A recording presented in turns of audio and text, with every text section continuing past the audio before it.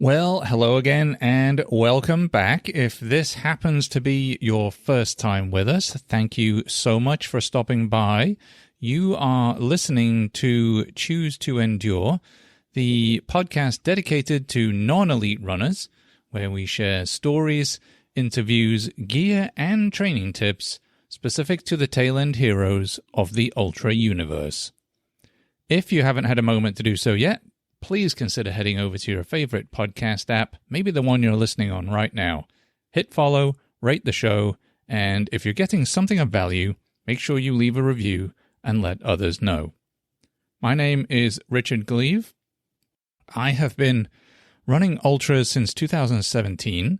I have taken on and finished numerous ultra distances, all the way up through 220 miles, and I am unashamedly a member of the back of the pack, just like many of you. Now today, I want to dig into a topic that's been kind of rattling around a bit in my mind for a while now, and it's something that actually seems to be coming up more and more in the ultra world as I peruse the interwebs, and that is specifically about the role of pacers and crews in ultra running, how they're shaping our races, how they're shaping our experiences, and whether, just maybe, we're losing a little something important along the way. Discover raw, inspiring stories from runners who've been right where you are. This is the Choose to Endure Ultra Running Podcast. With your host, he's English, not Australian, Richard Gleave. If you've been paying attention at big races lately, Cocodona, Moab, Western States, you'll know exactly what I'm talking about. Massive crews, crew villages at aid stations, multiple pacers, rotating shifts, tents, supplies, massive logistical operations at every checkpoint. Honestly, it's actually pretty impressive, and it really does go to show how seriously people are taking these events. And for some, especially if you're one of those chasing a win or goals, it's completely necessary. You need efficiency, you need support, you need those extra 1% edges wherever you can find them. But as I look through some of those, it did make me wonder, are we unintentionally creating two versions of ultra running? One where you're self-sufficient, moving through the miles with everything you need basically strapped to your back, and one where you're essentially part of a moving team with pit crews keeping you on track at all times. Is the spirit of solo problem solving and battling yourself getting lost somewhere in this huge logistics race? Now, speaking for myself, I don't usually have the luxury of a crew. It's just not practical for me. I don't tend to have a team that can fly out or drop everything at work to come camp out for a few days while I chase finish lines, because it takes me a while to get there usually.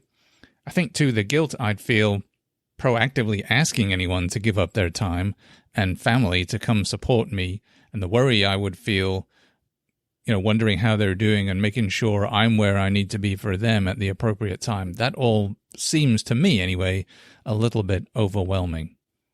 But even if I did have somebody reach out and volunteer, I genuinely don't know whether or not I would choose to race that way.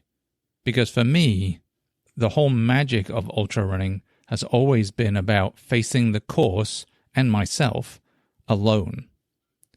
The beauty has always been in the challenge, in wondering, how am I going to get through this? And then somehow, often messy, often ugly, finding a way to keep going forwards. Now, before you say anything, don't get me wrong here. I have absolutely benefited from the kindness of strangers and other racers. Those moments where you link up with another runner at mile 70, mile 140, suddenly you're pulling each other through some really dark patches.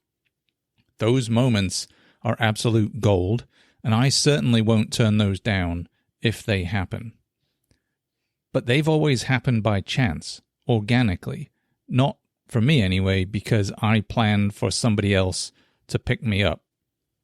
The race, whichever race it is, for me has always been about the conversation between my mind, my body, and the trail. Now, that's not to say crews and paces aren't incredibly valuable or even essential in some contexts. In fact, they can be absolutely and genuinely life-saving. In dangerous conditions, things like extreme heat, freezing nights, terrible terrain, a good crew or a smart pacer can literally save a life. They can catch the things you might miss in your own fog of exhaustion. And there's something, I think, really powerful about sharing your journey with others. It's not just about suffering alone. Ultra running, at its best anyway, is about connection too. How many times have we talked about that on the podcast? Moving through landscapes together, sharing sunrises after brutal nights getting hammered by a fierce storm on a beach in the Outer Banks. Handing your soul, essentially, over to somebody you trust to keep you moving forwards. Crossing that finish line becomes not just a personal victory, but a really intense shared experience, something you did together, something you survived together, and something to talk about and refer back to long into the future. And if your reason for running is simply to be in nature, to move freely, to experience the world in a deeper way, then really, whether you do it solo or you're surrounded by friends, doesn't actually change the heart of that experience, which is really cool. For a lot of people, I totally understand having crew and pacers actually enhances that connection with the outdoors, with the journey, and with each other. And that is fantastic. There's also a strategic side of all this. If you're chasing a specific goal, let's say you're shooting to break 24 hours at a 100-miler, having a strong crew and well-planned pacers can be a critical part of that plan. They can keep you efficient, they can keep your stops tight, they can keep your nutrition on point, they can really keep you moving when your brain just wants to sit down in that chair and quit. Now, in those moments, a crew or a pacer isn't just comfort, it's part of the performance equation. And that, I think, is a legitimate, smart use of every tool available to you. There's definitely no shame in racing hard and using help strategically. But, like everything in life, there is another side to it. Not everyone has access to a big crew, or even, as in my case, any crew at all. And when the field is split between those who have rolling support teams and those who are carrying their own world on their back, it can start to feel a little, shall we say, unequal. Not unfair necessarily, just a little different. And it does raise a bigger question. When we start relying too heavily on others to get us to the finish of these big races, do we lose a little bit of that raw experience that makes ultra running so transformative? Do we rob ourselves of the messy, beautiful, brutal lessons that come from truly being alone out there? Interestingly, and this one really stuck with me too, I recently read that the Vol State 500, one of Lazarus Lake's races, banned crews moving forwards. Now, if you know anything about Laz, you've heard of the Barkley Marathons, right? You know he is a stickler for preserving the purity of the challenge. What I read was that the change was made in order to bring Vol State back to its roots. It was getting a little out of hand. So what they wanted to do was come back to self-reliance and the solo struggle. Finding your way with no safety net, nothing really but your own grit. I think that's a pretty bold move, and from such a respected race as well. It says a lot about where some quite respectable people think the heart of ultra running still belongs. So for me, when I sign up for a race, I'm not signing up for comfort. I'm not signing up for any kind of guarantee of success. I get that. I'm signing up for a question. Who will I be when everything goes wrong? When I'm sitting in the aid station chair crying into my 15th hummus tortilla wrap? When my leg seize up? When I can't eat? When it's mile 230 and I haven't slept for 2 days? When I'm hallucinating gorillas waving at me from the shadows on a trail? That's the battle I'm there for. Who am I? That's the moment that strips away everything else, all the ego, all the plans, all the pace charts, all the expectations. It ends up being just me against myself. But, and I'll say this just as loudly, that doesn't mean every runner has to approach it the same way I do, and I totally get that. Some people are out there for the sunrise, for the forests, for the shared journey, for the laughs at the aid stations, for the love of moving across beautiful landscapes with people they care about.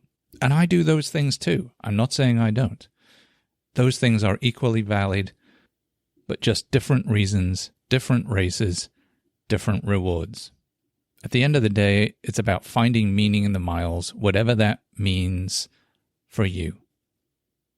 So, I'd love to hear what you think about this topic. Am I way off base? Have you raced solo? Have you used paces? Have you had an epic crew experience that changed everything for you? Maybe you felt that subtle difference between running for yourself and running alongside others. Shoot me a DM on Instagram or Facebook. I'd love to hear your story, and maybe, just maybe, I might share it in a future episode. While you're out browsing the internet there, don't forget to subscribe to the show. That way you'll get notified each time a new episode drops. And if you're enjoying what you hear, please follow, share, and leave a review again. That would mean the world. Your support helps grow the podcast, connects more runners to this amazing ultra community, and spreads the word to those who could benefit from what we're sharing here. You can find us on Instagram and Facebook at Choose to Endure, or visit anytime at choosetoendure.com and go check out the blogs. I'd love to hear from you, whether it's to say hello, suggest a topic, or share your story. You can also email me directly at info@choosetoendure.com. Interacting with listeners like you is one of my favorite parts of doing the show, so definitely don't be shy about reaching out. So until next time, run long, run strong, think about what it means to run solo or run with a crew, and keep choosing to endure.